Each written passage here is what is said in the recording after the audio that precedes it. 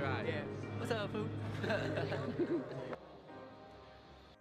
You know what would be cool for the 100th episode? What? Probably some intro music. Yeah, I'm doing great. I think the only thing that make me feel better is if the WIwrestle podcast had a little intro music. Ah. Probably some intro music. Intro music. Probably some intro music. Intro music. Oh, that would have been. What's going on? We need no intro music, but we had an intro video. Gotta work on that transition from video to set. Well, I can't. Well, if I had another screen, I could do a little. There's a technical term for it, but I'm already running 3 screens. I can't do a fourth. But no, so I didn't know because we went back to the other one. That's why I was. I know. It can't be perfect, but you wanted the video last time. I had to throw it in. What's going on, dude? Hold on. Not much. Just another day, letting the weather get warm. Going with the flow of life. The warm weather on Monday. I don't know. It gets you happy, and then it gets cold. It's supposed to be beautiful on Friday, so I'm very excited for that. Friday and Saturday is supposed to be like 60 degrees. I don't ever check the weather, but I have found myself checking the weather significantly within the last 5 to 6 days. So you're not a weather checker, huh? First thing I do, I will take out my phone, and I'll obviously have notifications or whatever, and then I'll always take a gander at the weather. I'm always looking at it. What's it going to be at noon? What about 3 o'clock? Can I get an outdoor walk in during the day? So you're just. I'll know what it's going to be at noon when it's noon. If I wake up and it looks like it's going to rain, I usually know that it's going to rain. So then I take my raincoat, and if it is already rained or wet outside, I'll take my raincoat and call it a day. Different approach. I like it though. You like the suspense, the surprise. Because in Wisconsin, dude, it could be 30 in the morning. It could be 70 by 2 o'clock. I'll take my sweatshirt off. I guess, yeah. Or I'll change. I'm not far enough from home for long enough to not be able to change outfits during the day. Between working out and all that stuff, I probably change 3 times a day, the clothes I'm wearing. Yeah, my fiance mad. I shower a lot. I'm sometimes getting 3-4 showers a day. That's a lot of laundry. But when you work out, if you go and wrestle, you got to shower. Mm-hmm. But life of an athlete.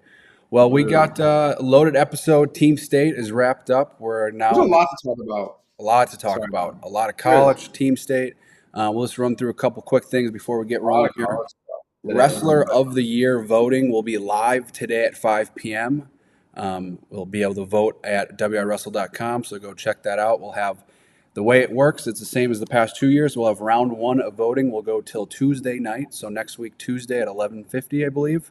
And it will be all of the state champs. We'll narrow it down to the top 3 per division, and we'll do another week of voting. And then not next week, but the week after, we will announce the winners on the podcast. So make sure you go out and vote. 1 vote per day, and a pretty cool award this year for the winners. We're stepping up our game, not just a social media post. We're going to invest in an actual thing. Awards that we will mail to the winners. Those that win will get real physical awards that they will be able to keep and do what you want with. Put on a bookshelf, put on your dresser, do like some people, and just put it away with all your other medals and awards. Because if you're winning this, you've probably won a lot of things. Yeah. Well, hopefully it's a cool one. It'll be a little different. But make sure you go and vote. They'll be on at 5 o'clock tonight. You get one. The only Wrestler of the Year award that matters in the state of Wisconsin. Let's be honest here. There's only one platform that follows and covers Wisconsin wrestling all year long. I know the news stations and stuff, they do some stuff, and I appreciate that. Would I love them to do more? Yes. But there's one that covers it all year long and is in tune with them. That's this one. That's the award that matters. You're looking at our 2 beautiful faces. Yep. But, make sure you get out and vote. We got all the state champs narrowed down to 3. But you got a nice little video coming out later, huh?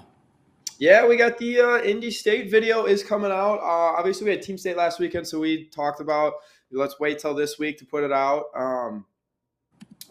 We had a lot going on still, obviously, and things like that. So the Indy State vlog, call it, video, is coming out. It's 30 minutes long, which is a good little video to watch. I have one last thing I have to do. Some of the video is shot horizontally and some of it's shot vertically.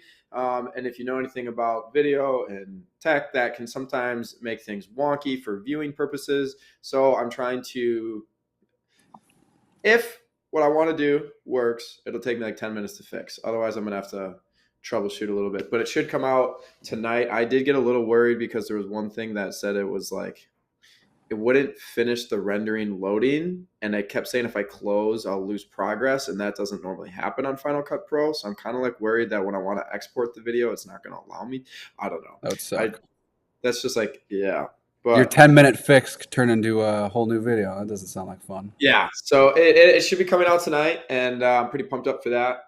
It's a good video. It's a lot of behind the scenes stuff, a lot of kind of what we're doing. You know, it's obviously there's going to be some wrestling action in there and stuff, but a lot of it's kind of just, you know, what we're doing at state and what's going on and, you know, getting a pulse on that. So the behind the scenes. I was telling you, I always like those kind of, obviously the highlights are great and you can see that on social media, but kind of the behind the scenes of, I agree. What are we doing, right? Right. It's something different because people don't get access to like be right on the floor or like just even like I remember thinking like for D1s or even like individual state and stuff, like when you're growing up, it's like, man, I don't even know what the downstairs of the tunnel looks like. And like to see like 2 seconds of the clip of it or something, I used to be like, that is so cool, you know, and I still think that it's like, whoa, what's going on in the tunnel? And it's just kind of cool. So little inside stuff. So yeah, we'll get that posted later. Hopefully the rendering actually works and we're not struggling to fix that.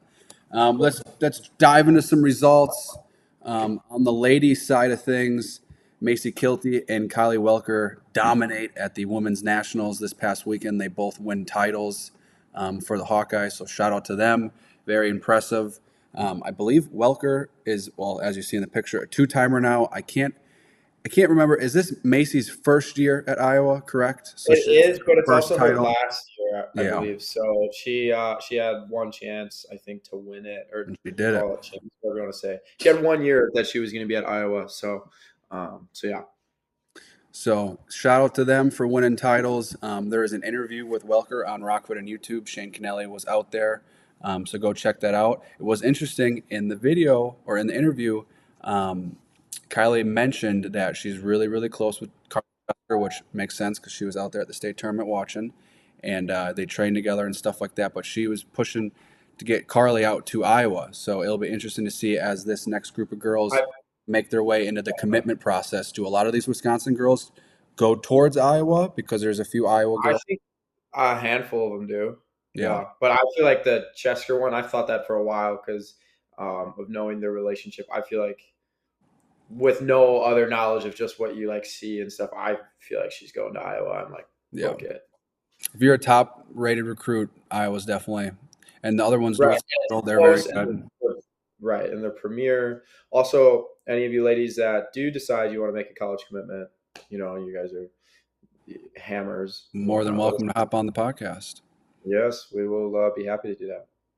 But it'll be interesting as these, because it's such a strong group of the sophomore and junior class as they start getting it. I mean, there's options in Wisconsin, but the fact that Iowa can give money and then you're just a part of a program like that, I mean, that's also, I mean, even if Iowa couldn't give you money, just to be in that room with that many wrestling minds, crazy.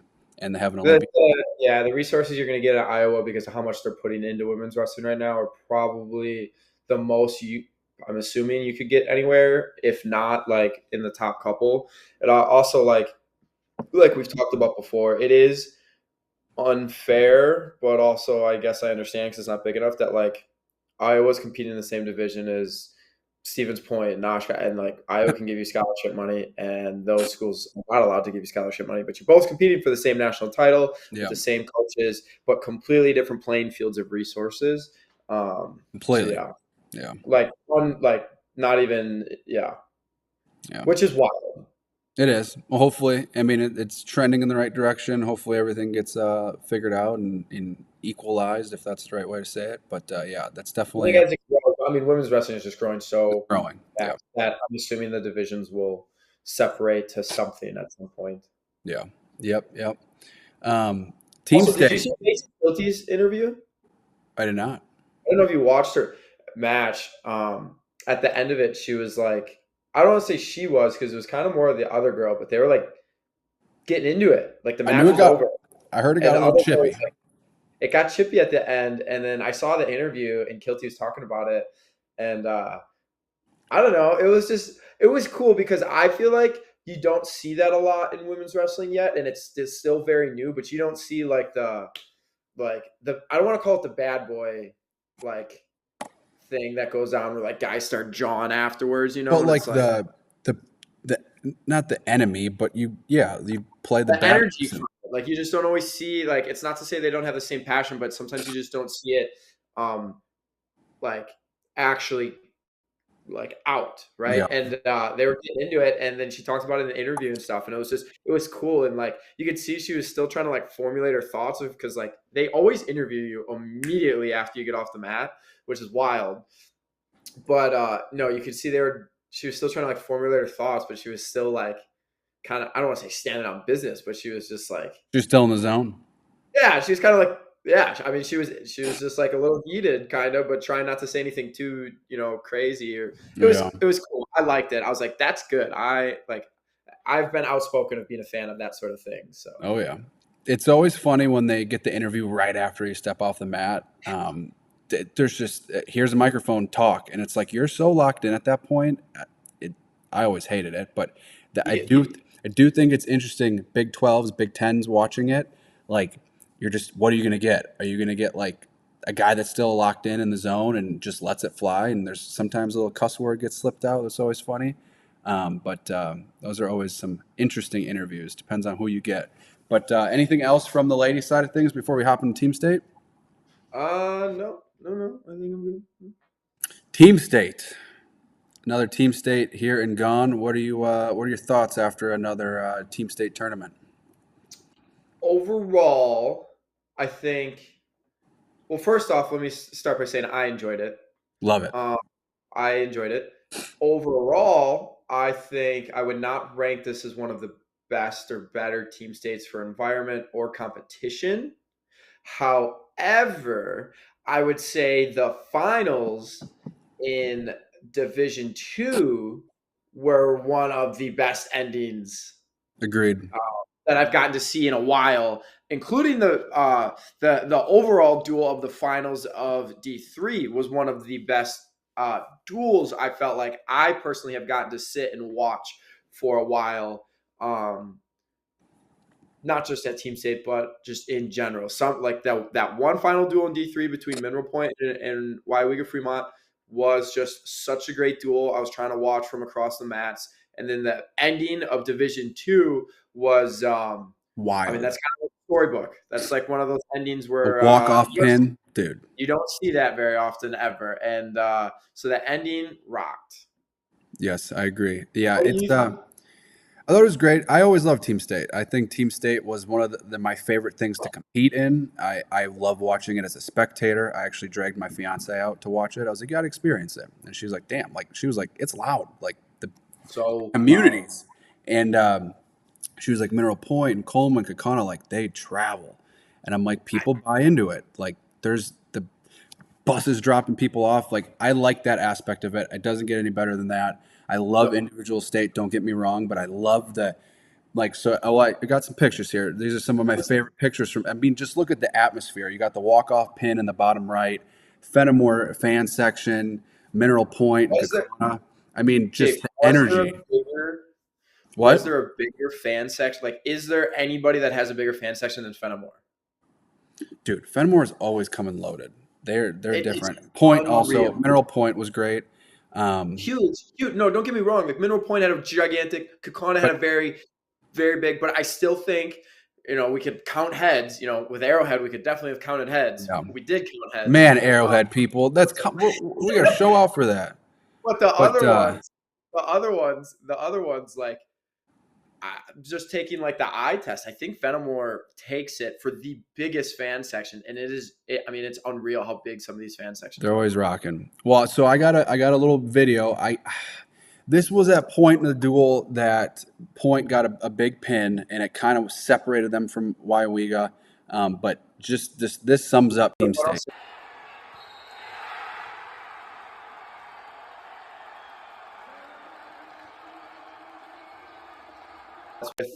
Lenoble and I think so. I can't think of the Mineral Point kid's name again. But just the energy in that place and I love it when it goes back and forth. Like you got like the big pin on the mat 3 and then over on mat. Like it's so loud. I was a little sad though. No bands this year. No bands. I don't know if that's you did talk about I do wanting like bands. a good band. And my parents came up for the semifinals on Saturday, and my dad's like, "Where's the band?" I love when band 1's going and then band 2's going. But other than that, I thought it was good. Did you think well that video you just played, do you know the I call it the backstory of that matchup, assuming that was the 106-pound match? Oh man, Like why it was such a big deal? I posted it. Let's see if I put exactly what. Yeah, I mean, yeah. Oh yeah, I don't know exactly what weight it was. If that was 106 with Lenoble, it was It was an upset, right? well, yeah, he majored him. I believe it was the week before at state, or maybe it was sectionals. But he just majored him, and he gets a pin for his team. So like that's a massive swing in points. And ultimately, I'm not blaming it on him. And let's be very clear, I'm not blaming it on Jaden Lenoble because he is very talented, and they would not have gotten that far without him. And there's a lot of other things that go right and go wrong in a duel. So it's not just down to him. But that swing ultimately is one of those key points in a duel where 10 points, 9 points, I think that changes the outcome of the duel. I'm looking at the box scores. Yeah, would that have been Burkhalter over Fall? Because the only other that was it. Yep. And I think it was the week before or sectionals. I can't remember which, but I believe Lenoble got a major. So it was massive change of events. And obviously in the team score wise, one of those moments where it's like, holy cow. I was sitting on the opposite side and I saw what was happening. And I was sitting next to Mr. Stump with he's taking photos and stuff. And like I started hitting him. I was like, look. And he was like, and then he realized too, and he's like, "Oh my gosh!" He's like craziness, yeah, absolute craziness. But then, was it Drake Peterson with the walk-off pin for SCF? I believe so. Imagine being in that moment. Like, how awesome of a moment is that? You know? Well, Rager said it best in the interview. What did he say? Like you're not nervous when he steps on the mat? Yeah, I said, were you nervous? He goes, I'm never nervous when Drake Peterson's on the mat. Like that was a badass quote. That was sick. Great interviews. The ones that you got, and then obviously seeing Farrell after they took out Bayport and just a crazy ending. A lot of emotions there. Great interview, but no, I agree with you. It probably wasn't the best team state tournament I've seen, but the finals for D2 and D3 were awesome. I love a competitive duel because in years past, Fenimore kind of steamrolled everybody, and kind of same thing in D2 with the Casco. But overall, it was interesting though. People were saying, "Oh, get more teams in," and it's like, no, we don't need more teams because if you look at those early round results, it's a blowout. Like we'll pull the bracket up again. I mean, if you look at Coleman Fenimore, I believe Coleman forfeited a weight towards the end. Waiawega forfeited the last 2 weights over Oostburg, I believe. Obviously, Point and Stratford was very competitive, but you look at like Coleman, a lot of very convincing victories on the front side of those brackets. Right, and like early rounds. Team state is just long enough right now. Like, do not make team state longer. It is just long enough where those buses of everyone besides Arrowhead, like their buses are going to show up. Because they're like, you know what? We're in the Division 1. We're going to show up for the quarterfinals, bring our whole school, whole community. If we make semifinals, all right, awesome. And then we can bus back the next day, sort of thing. And then the D2 and D3, they're like, all right, we're going for the day. Maybe we're going home early, but we're going for the day. Like, it is just short enough where you can get the whole D2 and D3 have the perfect setup. You can drive in, get there at 9:30, watch a good semifinal, go kill some time in between rounds at one of the local establishments, and then go to the finals. And from a few of the individuals you talk to, they love that couple-hour break. Very excited. Shout out some of you Mineral Point people. You know who you are. You told us very specifically that you were excited for the break. Your son is a pretty good wrestler too. So, but yeah, team state. It was good. It was good. anything else that is in your? No, yeah, it's so we have to obviously mention Kakana. How do you like? Oh I yeah, don't want to that's true. start team It's statement like cra- what they did. It's It's just insane. like it's It's not, like it wasn't even like competitive. yes, it was not competitive, like even close. The crazy I thing thought is, I feel like we said this last year, and we said it again. They just keep doing it. They I keep know. doing it. Are they going to do it again? Yes, yeah. I would say all signs are pointing to yes. I think so. I talked to somebody and they said that a lot of their team, is kind of younger. Like they're going to have a good group coming back next year. And Who said that? I can't give away some names. I was No, talking no. to a Are they talking about Kakana? Yeah, they're Yeah, they're yeah. going to be back with their team will probably be better next year than they were this year, which is good because I mean we felt like the division overall. I felt like teams in the state. Maybe we didn't talk about this, but I was going to make an overreactions on it. Overall, like what some of these teams are doing this year, like Kakana with the 5P, is like unreal. And the talent in the state of Wisconsin is like at an all-time high, winning national duels, like all these sorts of things. It's the best of talent we've ever had. But overall, I felt like the teams itself this specific year were actually weaker than we've had in years past. Like I didn't even Kakana, like I just didn't feel like obviously they win a fifth state title in dominant fashion. But they I also probably just had a felt better like team last year.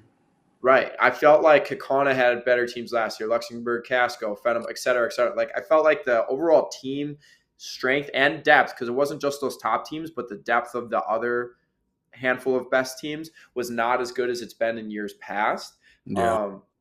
So with that being said, though, Kakana, I do believe is going to be better next year. And then they were saying, a couple years away, we'll probably be pretty dang good too. And then they were making a joke like, you never know who decides to accidentally move in or something like that. And I appreciated that a lot. It was very candid, and I was like, yeah, I agree. And that's all the best. It'd When be you're really good, people want to wrestle at your schools. It doesn't matter what school you are. You can be in the south part of the state, the west, the north, the east. People are going to go to where your school is really good, and that's understandable. So no hate there. I wonder if we looked at the 5 teams that Kakana's had that won the titles. Compare which one would win. Because I automatically go to 2 years ago. Last That's year, the one. 2 years, with you had Peters, Clark, a young Crook. That's 2 years ago. 2 years ago, you had Winans. I mean, that's 4 guys right there that were top 3 at state. That's yes. And then a whole slew of other guys. You had. I'm really excited to see Sprangers. Hopefully, he can get healthy. That dude battled through. He had the biggest arm brace I've ever seen in my life on, and he was just torching people. A pace that will take out a lot of 190 pounders. I'll tell you that. That dude moves. And the thing is, he's not like he's not the most technical guy yet, but he's suffocating fools. He's suffocating people. He's got plenty to work on technique wise. Everybody does. But also he obviously is doing good things because he wouldn't have this kind of success. You can't just have that kind of success on pace alone, obviously. So he's got a deadly combination. It's if he just keeps working, we've turned into Sprangers fans as this year's going on for sure. Once he beat that guy from Prairie du Chien, I was like, damn, this guy's good. But no, he's kind of got that this is a big comparison, but that Messenbrink style pace where you give up take that. No one can match that pace for a full 6 minutes unless you're a freak. And there's just not a lot of people in the upper weights that can keep that pace. And Springer seems to be able to bring it every time. And the thing with him too is we've said this is I feel like he gets exhausted, but there are some people, and this is I don't know if you call it a trait or training your mind, whatever it is, but some people can just function and get out of their mind of because you see him come off the mat and he just is sometimes he is just, and it's you didn't they just go, they just don't know how to not go when they're exhausted. And it's man, if they're feeling that way and they regularly do this, the person they're wrestling, and usually you can see that, is probably just melted into a puddle at this point. Well, I'll never forget. I was in high school and Coach Ben, he was the mindset of because you get the typical I'm not going to get tired, and you go out there thinking that. Once you accept the fact that you are going to be exhausted, Oh, I have this. It's like a weight off your shoulder where you can go out there, you wrestle free, and you just know you're not going in like thinking, I'm not going to let myself get tired. Go get tired, because if you're tired, that means the other guy's probably really tired. And once you're able to wrestle fully through that, and you have the confidence to trust yourself, and you can continue to wrestle through positions and just be like, I'm tired. It is what it is. And it's kind of like when you mentioned, like, if you're hurt, all right, like, you can't change it now. Like, you might as well keep going. And once you can push that wall back a little bit further, it's like a whole new like life. You feel. I want to ask you a question about that. Yeah. So I want to ask you before I say like where my thought process is. But when you're looking, like there are coaches, and I think there's, I'll get to me after, but in my opinion, but where do you stand on like there are some coaches that say like they're like, are you tired? And someone will say no.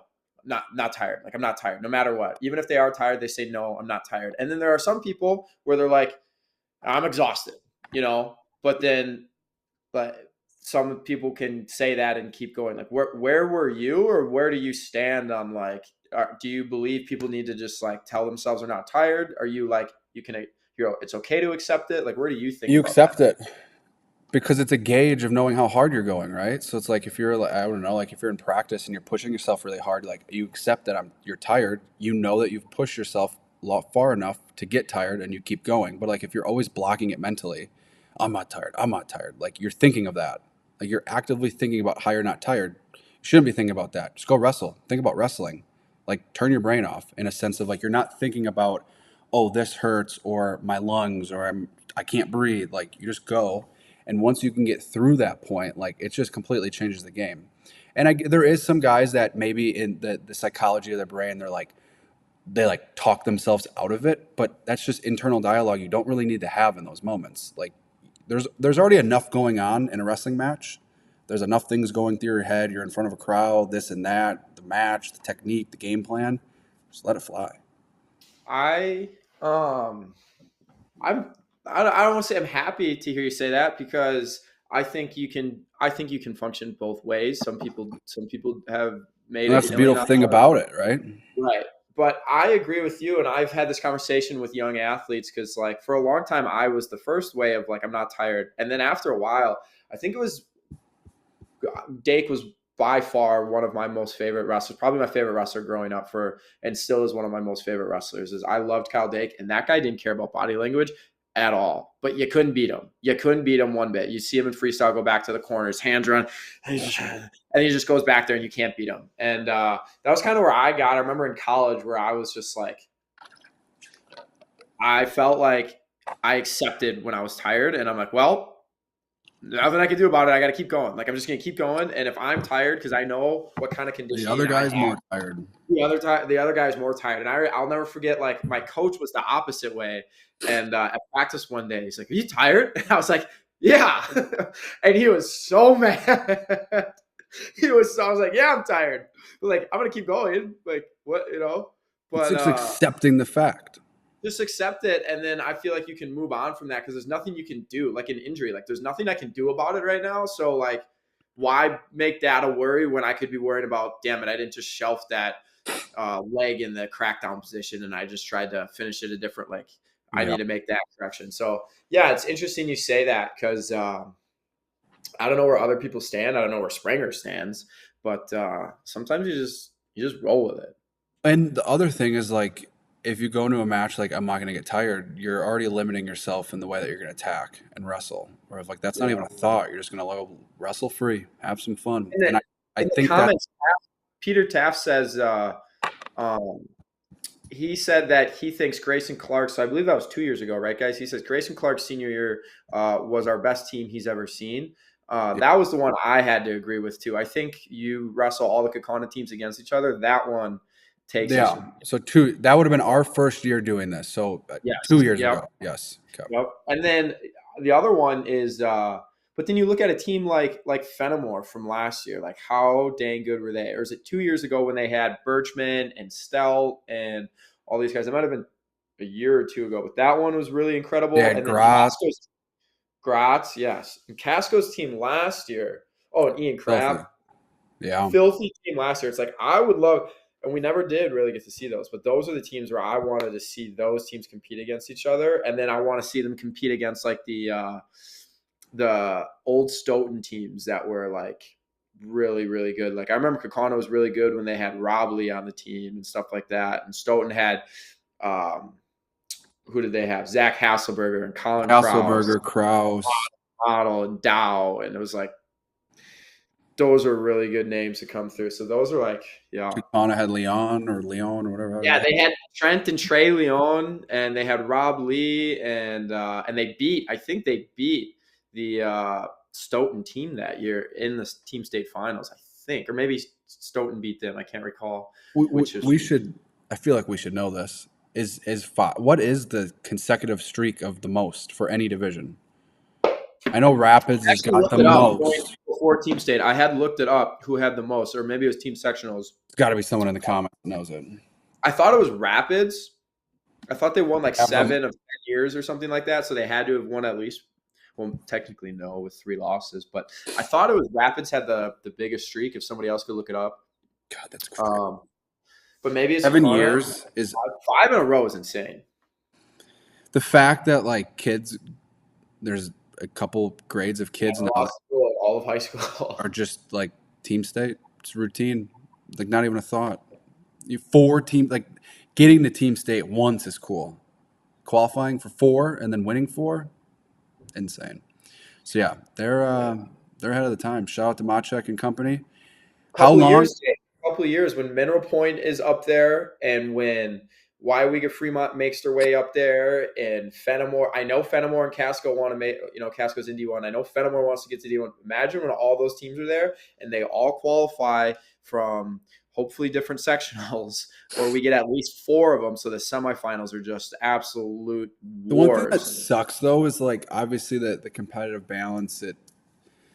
You need results to get to the point where you're moving up, but like take a Casco, like they weren't nearly as good of a team last year. So it sucks that you're basing it off of the year before, and you could have a star-studded lineup, and then you graduate like 6 guys. You're not nearly the same team. But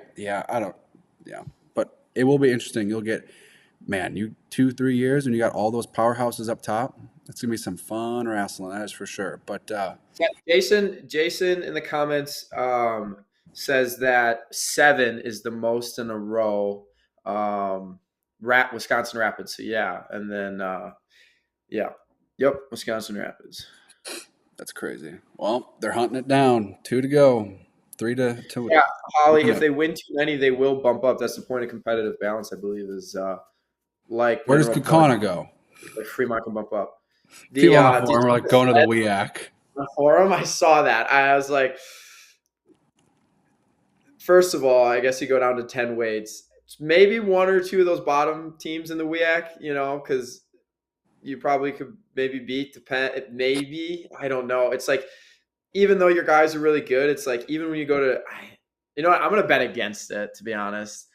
I don't think they would beat a WIAC team, even the worst ones. Because it's like, you have guys like Liam Crook that are going to win a weight, but that's 1 weight. And like, usually these college guys are like, even if they're not some glamorous college guy, it's just like, the level change of like going from a high school room to a college room is like, so many of these guys are way more mature, way more physical. Like I would say 95% of your high school kids are not gonna. Yeah. They're just not gonna be able to win. Yeah. So I would take the WIAC teams in those cases. I saw that thread on the forum. It's funny. Yeah. Well, anything else from Team State before we jump into some college talk? No, I loved it. But Arrowhead, man, you are going to be the butt of my joke a lot going forward. Congratulations to you. I already talked to the Arrowhead folks and the head coach and the missus and told them congratulations. But you're going to be the butt of my joke. 32 fans we counted at the start of the first weight class. Whistle blows. There are 32 fans from Arrowhead in the stands for the state finals. That's this talk on that bit. That duel with Bayport was pretty freaking crazy. Yeah. The ending? Yeah. The ending was. I said it. I stand by it. You got to make that final call. You think? Yeah, I think you do because I think there was no doubt in my mind that final call had to come in the last. If Aloysius didn't run him over for that He pin would have and he stayed on stayed top. there for 10 more seconds, I think there would have been like 40 seconds of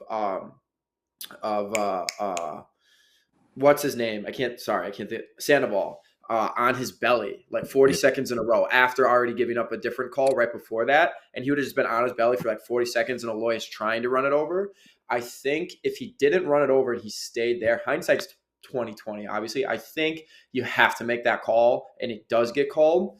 But running it over clearly was like, oh, he's going to pin him. But then that potentially dangerous. I was like, come on, Yeah. So it just completely bailed him out. And I thought the call could have been made at that point. Man, you don't want to have to do that. I understand that. I totally do. But you're down to the last one. And it's like, if you've hit the other ones, I would say that fast, like you can't change the speed or the tone of whatever you're doing for the first ones and Yeah. then like really stretch it out on the long one. It should all be consistently the same length, right? Or like the same reasoning. It shouldn't be like, all right, I'm going to give them a really long leash on the last one. It's like, you then don't get to the last one. Have longer leashes for the other ones, sort of thing. That was my thought on the ending. What did you think? Well, the final stall call, who's that in the comments? Brooke, the final stall call Would have DQ'd him, resulted in. that would have been the 6 points. Bayport would have won. Yeah, I don't. It's tough. I get what you're saying. Unless it's like super.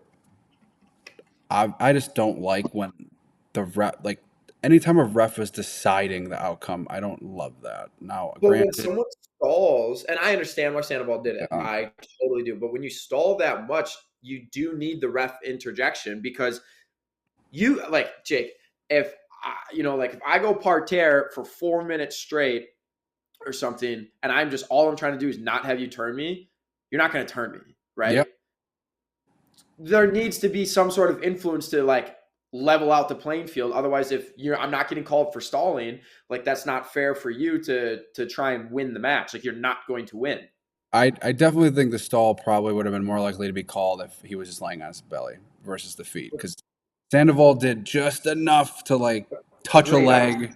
He held a front headlock, and those two things in that last like 28 seconds was his saving grace by far. Agreed. And if he would have been flat on his stomach for the last 28, I do think it's easier to call that. It's much easier to call that.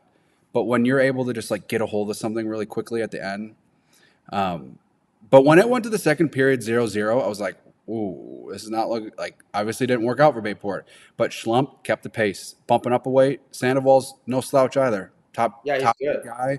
Obviously injuries have affected him this past year, but yeah, that was a fun duel, crazy ending.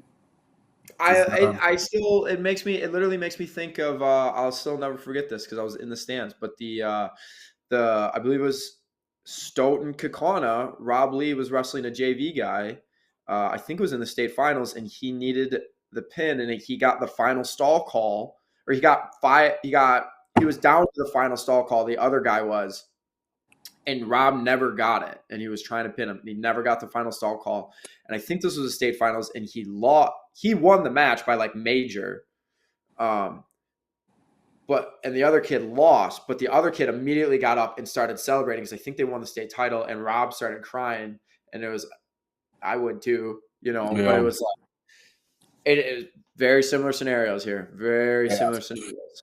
Last thing, this is not like team state, but just wrestling in general.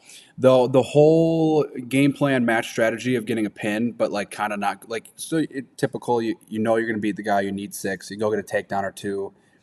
A much different game now with 3-point takedowns and more near fall. Like there was a couple times where like coaches like 20 seconds left and a guy runs a bar or gets a cheap near fall, and the coach is like, damn it, like no, like those are valuable points, like you're gonna get a tech now. I saw that a couple times. I was like, like when there's 20 seconds left, instead of the ride out, like give them the escape. Like literally, I was thinking about that. Turn them and they be like, all right, you're free, have an escape, and then it's like you just made your life more difficult. Yeah, agreed. But what was it Connor was saying, when they get people on their back, they keep them on their back. And that One of is those such a teams. valuable skill Yeah. in high school. And if I was a high school coach, I don't care if you're brand new or if you're a superstar. Like, I would make it a point of emphasis to be like, we're going to pin people when you get someone on their back. Because I feel like it's an overlooked thing. You work on getting them to their back and this and that. But like, all right, start here with a half. Guy on bottom, try to get off your back. You're going to pin this guy. Because there's a lot of points left on the table. That's how Mugwanago made their hay for a long time. They've never been the most talented team, but they could pin people and they put people away when they put them on their back. But, Someone wants us to officiate. Is that a I saw that. Ellie at us or? I'll read it. I'd love to watch you two officiate freestyle Greco State. Upside down smiley face. I would too. I think we would be really, really good at it. I don't think I wouldn't know the intricate details of Greco, but I feel like I could definitely rep some freestyle matches. I'm a freestyle guy. I love freestyle. Yeah, I would agree with that too. I don't know the intricate details of Greco. I enjoy Greco, and I think it's actually fun to wrestle personally. Roughing it, I wouldn't know well enough. But because Greco, if you go passive, you go body parterre, right? What's that? I think so. Because then you get a chance to turn. Yes. Yeah. That was a knock on us, the upside down smiley face. Come on, Ellie. It was, but whatever. Teach their own. I think listen, Jake. Would you rather ref a folk style match or a freestyle match? Yeah, I mean, just understand wrestling. Like, you understand where action's going, positions, things like that. Like, I think we would do really well. Oh yeah. Here's a question: folk style or freestyle? If you had to pick a style, let's just get rid of Greco. Sorry, Greco. Folk style or freestyle, what would you be more comfortable reffing? Ooh, I don't know, because it's an interesting question. I think freestyle would be easier to ref. Well, okay. Are you saying that because you have 3-man mechanics, or are you saying that like? Oh no, I was literally thinking of 1-man mechanics, like just me making the call. Okay. I think for 2 reasons. In folk style, 2 reasons. One, I think there's a lot more potentially dangerous in folk style, and things where they would probably call potentially dangerous, which I usually understand, I probably wouldn't, or I'd be like late to, or maybe sometimes I'd be too early to. I think it would be the former. I would take longer to call potentially dangerous, as people wouldn't like. So I'd be like, no, you're actually fine, or like, I'm kind of a believer of like, okay, you chose to start like where they kick all the way back and their knee looks like it's all goofy. It's like you chose to do that, so now like you don't get bailed out. That is a tough one, right? I think that would make folk style harder, and I think as intricate as like both of us, like I really know scrambling, I really know positions. Wanting to let it play out all the way makes things harder. I know, like in the practice room when I wrestle with kids, I'm like, they'll like stop. So like, oh, you got the takedown. I'm like, wrestle through this, even though like we would assume the takedown's awarded, until it is completely like just top and bottom. Like wrestle all the way through that scramble, not to like the neutral danger or like whatever. Like until you are fully on top, or I am fully on top, like, and behind you, like behind the whole shebang, wrestle through that before awarding the points, just so you get used to. So I think that part would make things a little difficult. I'd go freestyle. Easy. Just the whole concept seems easier. There's no flipping of a coin. There's no picking your whatever. There's no this. There's no. Sure, there's stalling. There's very minimal cautions. Like there's just so many like little obscure things, like foot on the line. Like I don't have to look at that, and I kind of don't like that. That's even a thing. Just come back to the center. That is one thing I love about freestyle. Is it's just your job to get to the center and you just go. I do like that. The little caution, your foot's not on the line. Like, oh, you got to move it a half inch. Like, I like that. It's like freestyle is like you're just wrestling. You're inside of a circle. You're out of the circle. You give up a point. Pretty simple, straightforward. Obviously, when it comes down to the scores and whatnot, but yeah. Who initiated? I feel like it's a lot easier, especially like if you're just regularly wrestling in those positions. Like you can just like put yourself in that shoes for a second of like, okay, I know you cannot, like, I've been in that position 1,000 times. I know you cannot make things that way. I loved this. We're getting a little off topic, but that's fine.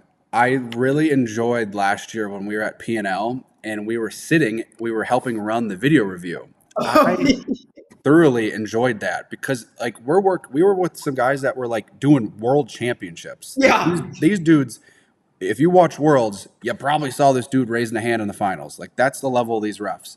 And seeing them break down the positions, I was like, man. And they awesome. were asking us too, like, what did we think? Which was cool because, like, I mean, They have no business asking us, but they just know that we like wrestling and like. well, they know that we know wrestling. Like, we Yes. know because they were kind of like, what do you like? We were all kind of like, obviously they had final says and stuff. They're the ref and the officiate, but they're like, what do you guys think here? And we're like, I'm like, there's no way this guy can do that. Like, that is the other guy. And they're like, oh, we see what you mean. Like, you're right. Like, okay. And But then it they was- look at the other point of view. It was just so cool to see all these minds come together, and obviously you have the head ref that has the final say, but like what they were looking at, like hip angle or where's the foot planted, or like you can't Yeah. drive like something as simple as guy double legs you and you have to change the momentum, but like those little details, I'm like, wow, this is super cool. I really enjoyed that. That was fun. But all right, keep moving here. Shout out to our sponsors, Grappling Gardens. Check them out, grapplingGardens.com. We're getting into that springtime season, so they're going to have all their seasonal produce. So you can check them out at the farm, check them out online, or check them out at any of the farmers markets they're at. And then we've got Combat Corner. We do have a couple items out of stock, but check them out. If you go to our website and hit shop, it will take you right to our online store. We've got a bunch of gear.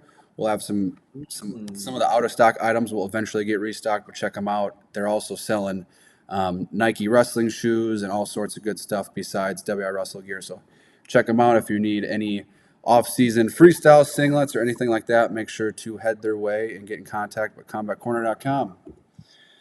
All right, let's see what we got here. We definitely rambled a lot longer than I thought, but little D3 action. Lacrosse sends 9 to nationals, so shout out to them.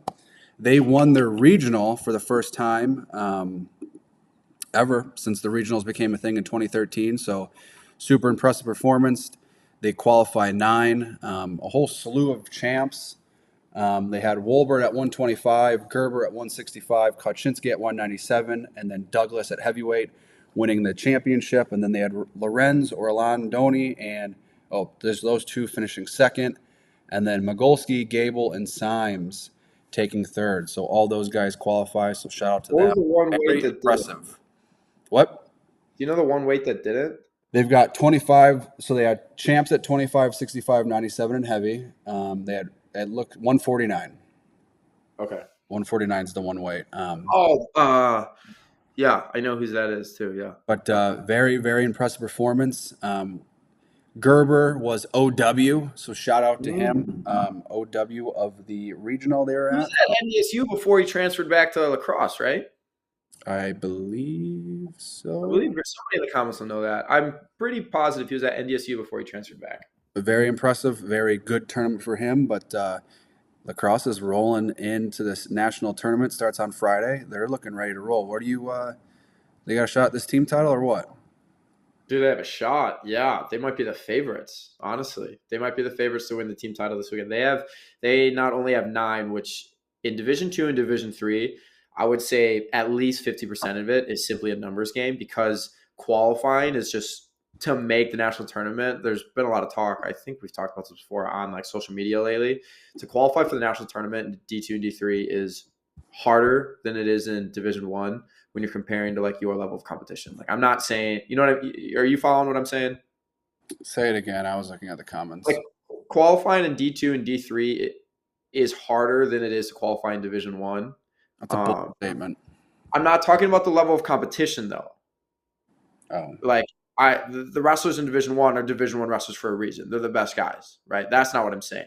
I'm saying the actual qualifying is harder. Like statistically, if you look at it, it's like what is one like 33% of the field or something like that qualify. I don't know, but and then like D3 is like 18%, and the D2 is like 17%. Like they're like way like, and they have way more people, and it's just because it's top 3. There's no at large bids, so if you have a bad day, like statistically, to qualify for those tournaments is harder. Yes, significantly harder. Not because of level of competition. I'm not saying that, but like when you're comparing against your own field. Yeah. And so with that being said, D2 and D3 is a numbers game is one of the biggest things. Is like you just need to get people in the door. So punching 9 through is putting yourself in a very unreal, putting yourself in a really, really, really good spot to win it. Because like in D1, I think 4 or 5 teams got 10 guys through. In D2 or D3, 4, I believe. Okay, 4. In D2 and D3, it is so rare to see anybody get 10 through. It's like maybe one a year. 9 usually, is very impressive. 9 is impressive, and then on top of that, they do have like some big guns, like they got Gable, and they got Big Mike at heavyweight, and they got Kaczynski, and they got Gerber, and so they have some really big guns too. That assuming those guys, like, I mean, they legit have 4 or 5 guys that could probably make the national finals. Like they have a good weekend, they can make the net. Like that amount of people could make the national finals. So yeah, we might be looking next week. We might be congratulating the first team in Wisconsin history to win a national title. Well, I'm going to browse through this really quick because I have it. Wolbert's a 7 seed. Magolski is also a 7. We only see top 8, I believe. So everything else is random draw. So 2 7s. Lorenz is a 6. Let's see here. 16-man brackets for people that are listening. So, Gable is a 7 seed. Yeah. Gerber is a 2 seed. 16-1. Heck of a season. Eau Claire, Stricker, number 1. Let's see what we got for lacrosse. Symes, unseeded. Orlandini. Eddie Symes or Marcus Orlandini. Yeah, unseeded. He's got the 2 seed right away. Let's see. Orlandoni is the 5. Big Ben is the 3. That's good. And Big Mike is the 1. So yeah, you got a handful of top 4 seeds. That's and they only see top. Yeah. So yeah, all but 1 is seeded. It's impressive. Wow. Yeah. So they're really good, and they could have some really good things happen this weekend. So I'm excited to hear about it. So some of the other schools, obviously, we just read off. Stricker is the 1 seed at 74. They also punched through Zach Soto at 149, and then Ian Peppel at 197. Stricker is the 1 undefeated at 174. Yep. And then at Whitewater at 125, Jalen Dunson, Dominic Malander at 133, Braden Pete at 165, and Gavin Cole at 84. Stevens Point. I feel like Braden Pete has been What? Unless this is a different Braden Pete. I swear there was a Braden Pete that wrestled for Stevens Point years ago, like when I was in college. So it's just like, this guy's still in college. Speaking of Stevens Point, Josh Hughes at 165, and then Toledo for Oshkosh at 133. So a handful of other guys from the other in-state teams will making their national tournaments debut, or a couple of them are multiple-time qualifiers. But yeah, it should be a fun tournament. I'm excited to watch. We'll have a bunch of updates and stuff, some graphics.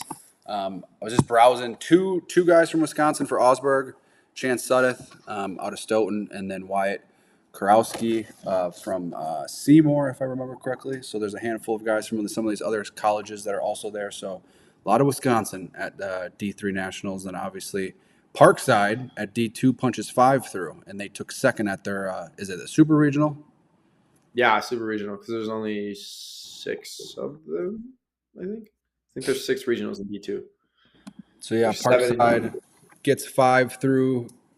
Three runner-ups in Corrigan at 125, Dejon Johnson at 165, and then at 184, Reese Warchek. State Chase Siegel at 97, and heavyweight for Lloyd Reynolds both took 3rd. What are you thinking for these guys as they're out at the opening ceremonies? I thought that was pretty interesting. That's kind of cool. Yeah, they have they had like a opening ceremony because swim and dive national championships is this weekend. So is indoor track and field. It has got to be a zoo. It's in Indy, right? Yeah, and there's also there's something else in town too in Indy, I believe, this weekend. Nick said it's nobody can find a hotel anywhere. He was like, they weren't even giving him enough hotels to start with for the amount of qualifiers he had, and he said he was on the phone for hours, like you have to give us more hotels, like NCAA, like we need more hotels. Well, it would just suck to qualify, and parents trying to go watch, and it's freaking triple price because there's freaking 5 national tournaments going on. Like, but whatever. Yeah. But yeah, opening ceremonies. But the good Yeah, video, they had, by like, the a- way, if people haven't checked it out, go check out the Parkside behind the scenes before they take off. Little insight on practice, little interview with Becker. Yeah. That's up on Rokfin right now. It was cool. That was a cool little video. Yeah, so they had like open ceremonies. Parkside though, they obviously they had 5. We talked about that already, like kind of the stuff in the past. Their outlook though is if Corrigan wrestles like Corrigan's capable of, like last year, Corrigan was capable of winning a national title. He's had some ups and downs this year, but like we know where his best is. So his best is capable of winning a national title for sure. But I would think he's going to be on the podium again. Reese Warchek, if he All Americans this weekend, he'll be one of very few that are be 4-time All Americans. Yeah. But he could. So his quarterfinal would be against a guy from Augustana that he's lost to before, Cade Mueller. He's lost to him a couple times in like super close matches where it's just like Reese can win that match for sure. If he beats that guy, then he has a returning national champ who he's lost to by like a point or 1 takedown or something like that, like twice or something. And he's been very close to beating him. I think he lost in overtime one time. So I even though he's lost to 2 of these guys, I actually don't hate his draw because he's like both the guys he's like more than capable of beating. Lloyd Reynolds at heavyweight looking for his first podium finish, but I mean this year one of the guys I think from Maryville who's like a 3 seed or something like that. He majored earlier this year in the first match of the year when it was up in lacrosse. So he's got some good stuff. All of them I'm expecting to make the podium. Dejan, and then who am I missing? Is that it? Oregon, Dejan, Reese, Stiegel. Stiegel, yes. Stiegel was he had the number 1 seed from St. Cloud, the number 1 guy in the country, dead to rights at their regional. He had late in the 3rd period, he had a single leg up in the air, and the guy somehow like scrambled out of it and then scored on him. So like he's wrestling really, really, really well as well. Would you see 5 guys in the national finals? No, that's like so bullish of me to say. Would you see 5 All-Americans? Also probably bullish of me to say. Like it's the national tournament, as you guys know. Like something's gonna go wrong. You know, maybe multiple things. But they are all capable of being on the podium. Everybody they've sent is very, very capable of being on the podium. I think all 5 of them have been maybe not Dejan, but I think all 5 of them besides that, and I might be wrong on Dejan, have been ranked top 5 in the country at some point this season. So yeah, so they're all very good. So it kind of like sometimes it's momentum, what shows up and who shows up. So it should be a really interesting tournament. I'm not expecting them to win it. You know, they're capable of it technically because you win 5 national titles, you would be in a good spot. Yeah. Right. But no. They I think will do well, but I don't think they have the numbers. It would be a very, very long shot that you'd be betting on to see like a podium finish, I think. Yeah. Well, excited to watch them compete. Also in D2, we got a couple other natives. Ramberg, Osberg, and Hayward, Muner, Hush. So there's Ramberg's another guy who could be in the national finals. Yeah. Things go right for him. He's very, very good for Augustana. He's very, very good. Oh, and then Mankato sent 3 guys. So Drake Hayward, Colton Hush, Caleb Munier, all have some stuff. I don't know if any of them will All-American yet. I don't know if they're at that level yet. I know making the tournament was very impressive, but also in Division 2 and Division 3, it really just matters where you are in the bracket because half the guys that qualify will besides like the pigtail stuff. But if you're in the bracket of the 16, half those guys will make the podium. Yeah. So they certainly could. They're all very good. Hush beat Henschel 2 weeks ago, who was the number 1 guy in the country. So big one. Yeah. Right. So like they're all capable of it. Right. And Munier beat DeRocher, who was like number 4 in the country to go. Like that's how he qualified. So like they're all, they can all do it. Oh yeah. Well, excited to watch D2s, D3s kick off on Friday and on Saturday. So make sure to tune in, watch them. We'll have some updates on our platforms, but let's hop into some Division 1 talk. 5 conference champions from Wisconsin in terms of natives. Keegan O'Toole wins a Big 12 title. Parker Kikaisen also wins a Big 12 title. Messenbrink wins the Big 10 title. And then the Bianchi brothers win titles in the Pac-12 conference. So super, super exciting. A lot of good wrestling from this past weekend. Man, it's like the best time of year. Joey, his Instagram handle is Joey Shreds. He better be jacked. I didn't know that. I was trying to look up to tag people, and I was Joey Bianchi, and I was like, Joey Shreds. But that's got to be pretty cool. Little Rock, 2 conference champs, brothers, back-to-back at 57-65, both punched their ticket. Very impressive. The Keegan and Hamdi match was super entertaining. It was just the wrestling that was happening was just a thing of beauty. It was really interesting. Talked to Keegan the other day on the phone and just hearing him nitpick everything about that match. And I'm like, damn, you have deciphered every second of that thing. But he was glad that it went to OT. He's like, I needed that. He was like, it was fun. And I was like, heck yeah. But man, that OT, well, that takedown at the end for him and then the OT takedown, very entertaining. Parker beats Plot again at 84. Anything from either of those 2 matches that stuck out to you, or just anything from Big 12s in general? I thought just so much good wrestling. Keegan's match was so fun to watch. Just literally so fun to watch. Where you're just like, how's he gonna do it? How's he gonna he does it. The ride out to not give up, that was crazy. That man. Yeah, it was just awesome. It was an awesome match. I honestly, I just don't want to break anything down. I just want to enjoy that match was just awesome. Parker's was really cool. He's 5-timer. He's good. Yeah, 5 times. That's crazy. Him and Dayton Fix are the only 2 to win Big 12s 5 times. So that'll never happen again. That's kind of cool. But I'm excited. Parker has beaten Plot so many times. I honestly, I wouldn't be upset if Plot ends up being on the same side of his bracket. We're going to find out tonight at like 7. Or if he's not, and it's like McAnally. I don't know.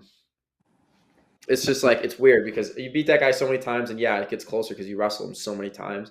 But it's just clearly. Yeah, I think I would just be more devastated if he lost. Like, you know what I'm saying? I shouldn't even talk like that, but it's like you beat that guy, so you are just better. And then if you were like kind of like Matthias in Theory, or not Theory, Keenbaum, 5 times he's beaten him, and then he didn't.